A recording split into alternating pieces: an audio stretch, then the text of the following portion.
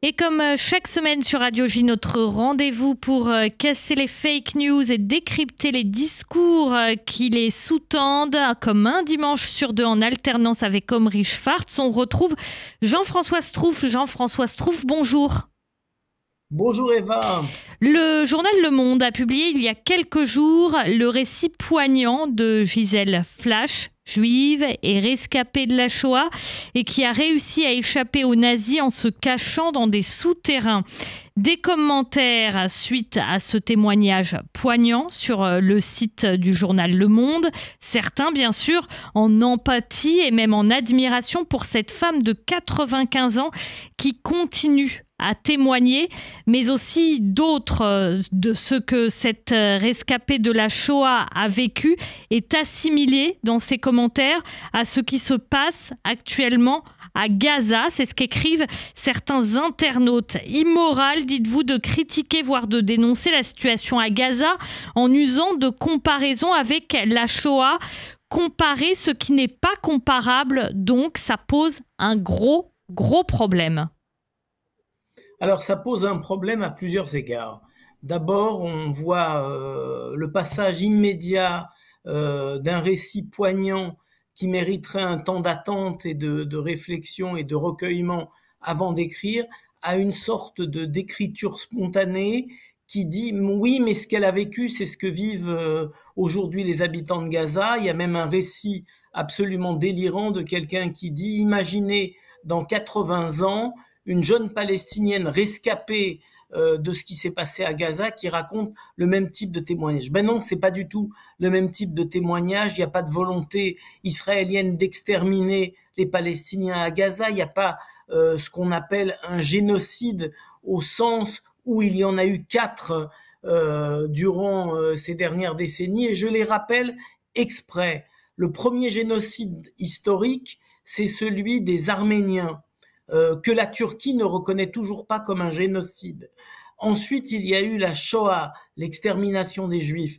Ensuite, il y a eu au Cambodge la volonté d'exterminer des millions de Cambodgiens qui n'étaient pas dans la ligne du parti. Et ensuite, le génocide des Tutsis. Et à chaque fois, ces génocides, en n'étant pas reconnus pour ce qu'ils sont, facilitent et libèrent l'acte de génocide nouveau. C'est ainsi que les nazis disaient regardez ce qu'il est advenu du génocide des Arméniens, personne n'en parle, personne ne le condamne, personne ne le reconnaît, donc la voie est ouverte à nous pour commettre le génocide des Juifs. Donc on s'aperçoit que par rapport à ces événements qui ont une dimension planétaire, la mort bien malheureuse de civils palestiniens à Gaza, dans des conditions bien particulières qui sont celles d'attaques à partir de la population civile du Hamas contre Israël et de riposte d'Israël. Faut pas oublier que Israël s'est pas levé un beau matin ou un mauvais matin en décidant d'aller tuer des Palestiniens, mais qu'ils ont réagi à un crime absolument atroce qui est celui du 7 octobre. Donc rien n'est comparable et vraiment rien n'est comparable. Alors, ce que pose aussi ce type de commentaire comme question, et ça le pose d'ailleurs pour tous, que ce soit pour les victimes juives, pour les victimes palestiniennes, pour n'importe quelle victime par ailleurs, c'est la déshumanisation. Ça veut dire utiliser un récit intime, personnel qui parle d'extermination, d'actes politiques graves pour servir un récit politique.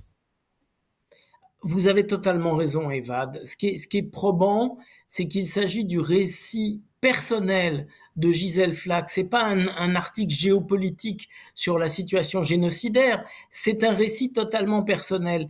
Et on a des monstres d'inhumanité qui sont capables de déshumaniser cette personne pour faire de son récit une sorte d'utilité à des causes qu'ils défendent. Et ça, c'est totalement aussi inadmissible. C'est la volonté de dire l'être humain n'existe pas, seule l'expérience derrière cet être humain compte et la récupération de ce récit est purement scandaleuse parce qu'il y a une volonté de faire disparaître l'être humain qui raconte le récit. Et puis, on peut aussi s'inquiéter, Jean-François, de certaines comparaisons entre la période terrible que vit l'État d'Israël et d'autres périodes de l'histoire.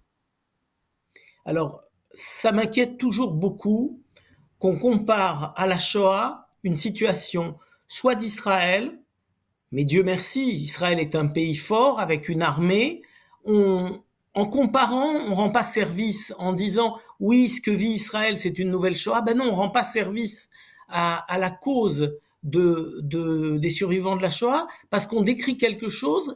Un enfant qui entendrait ces récits pourrait penser que les victimes juives de la Shoah disposaient d'une armée, qu'ils étaient dans une situation somme toute en mesure de se défendre. Pas du tout, pas du tout. Quand on parle du récit du ghetto de Varsovie, qui est une révolte contre les nazis, on parle de quelques fusils et quelques pistolets contre la première armée du monde qui a une volonté d'exterminer les survivants du ghetto. Et les survivants du ghetto, à la fin, ils sont plus qu'une poignée et ils jouent pas la défense du ghetto pour dresser un drapeau du ghetto au-dessus du ghetto. Ils vivent leur survie. On est sur tout à fait autre chose.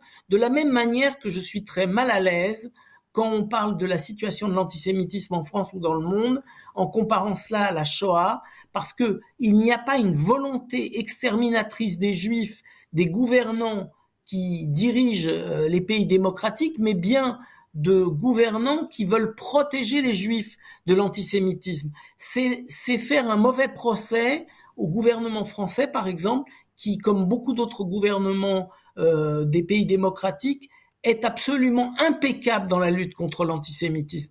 À l'occasion de la cérémonie commémorative mardi de l'assassinat des athlètes israéliens à Munich, Anne Hidalgo a rappelé avec juste raison que, par exemple, le Conseil de Paris, sous sa présidence, avait adopté la définition de l'IHRA, c'est-à-dire qui assimile l'antisionisme à une forme d'antisémitisme. Une ville qui prend ce genre de position ne peut jamais, en aucun cas, être accusée de ne pas combattre avec une force absolue l'antisémitisme. Merci beaucoup Jean-François Strouf pour ce nouveau numéro de Fake Breaker et bonne semaine à vous. Merci. Bonne semaine.